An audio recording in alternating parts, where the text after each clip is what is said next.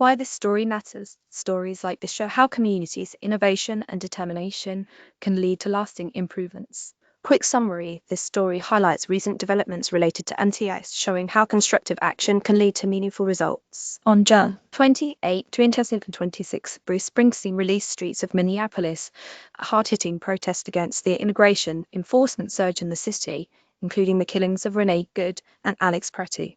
The song is all over social media, and the official video has already been streamed more than 5 million times. It's hard to remember a time when a major artist has released a song in the midst of a specific political crisis.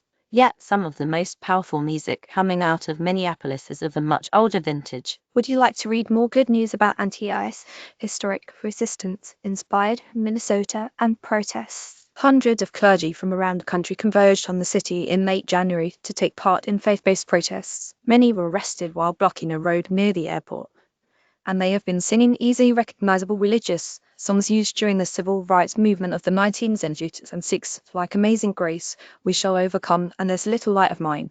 I have been studying the politics of music and religion for more than 25 years, and I wrote about songs I called secular spirituals in my 2004 book How Sweet the Sound of Music in the Spiritual Lives of Americans. Sometimes called freedom songs, they were galvanizing more than 60 years ago and are still in use today. But why these older songs, and why do they usually come out of the church? There have been many protest movements since the mid-20th century, and they have all produced new music. The freedom songs, though, have a unique staying power in American culture, partly because of their historical associations and partly because of the songs themselves.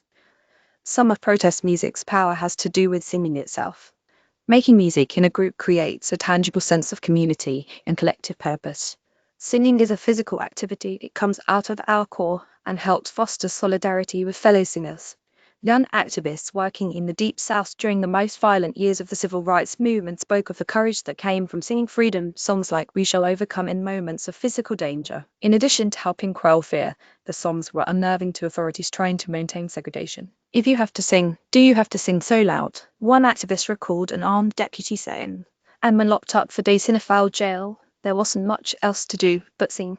When a Birmingham, Alabama, police commissioner released young demonstrators had arrested, they recalled him complaining that their singing made him sick. Test of time. Sometimes I ask students if they can think of more recent protest songs that occupy the same place as the freedom songs of the 1960s. There are some well-known candidates: Bob Marley's Get Up, Stand Up, Green Day's American Idiot, and Public Enemy's Fight the Power, to name a few. The Black Lives Matter movement alone helped produce several notable songs, including Beyonce's Freedom, Kendrick Lamar's All Right, and Childish Gambino's This Is America. But the older religious songs have advantages for on-the-ground protests. They have been around for a long time, meaning that more people have had more chances to learn them. Protesters typically don't struggle to learn or remember the tune. As iconic church songs that have crossed over into secular spirituals, they were written to be memorable and singable, crowd-tested for at least a couple of generations. They are easily adaptable, so protesters can craft new verses for their cause, as in civil rights activists added, "We are not afraid," to the lyrics of We Shall Overcome. And freedom songs link the current protesters to one of the best known and by some measures most successful protest movements of the past century. They create bonds of solidarity not just among those singing them in Minneapolis, but with protesters and activists of generations past. These religious songs are associated with nonviolence, an important value in a citizen movement protesting violence committed by federal law enforcement. And for many activists, including the clergy who poured into Minneapolis, religious values are central to their willingness to stand up for citizens targeted by ICE. Deep roots. The best-known secular spirituals actually predate the civil rights movements. We Shall Overcome first appeared in written form in 1930s. He'll Overcome Someday by the Methodist minister Charles Tindley, though the words and tunes are different. It was sung by striking black tobacco workers in South Carolina in 1940 and made its way to the Highlander Folk School in Tennessee, an integrated training center for labor organizers and social justice activists.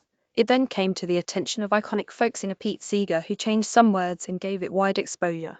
We Shall Overcome has been sung everywhere from the 1962 March on Washington and anti-apartheid rallies in South Africa to South Korea, Lebanon, and Northern Ireland. Amazing Grace has an even longer history, dating back to a hymn written by John Newton, an 18th century ship captain in the slave trade, who later became an Anglican clergyman and penned an essay against slavery. Pioneering American gospel singer Mahalia Jackson recorded it in 1964 and sang it regularly during the 1960s. Firmly rooted in Protestant Christian theology, the song crossed over into a more secular audience through a 1960 cover version by folk singer Judy Collins, which reached note 15 on the Billboard charts. During Mississippi Freedom Summer of 1960 overall, an initiative to register Black voters, Collins heard the legendary organizer Fannie Lou Hamer singing Amazing Grace, a song she remembered from her Methodist childhood. Opera star Jessye Norman sang it at Nelson Mandela's 70th birthday tribute in London, and bagpipers played it at a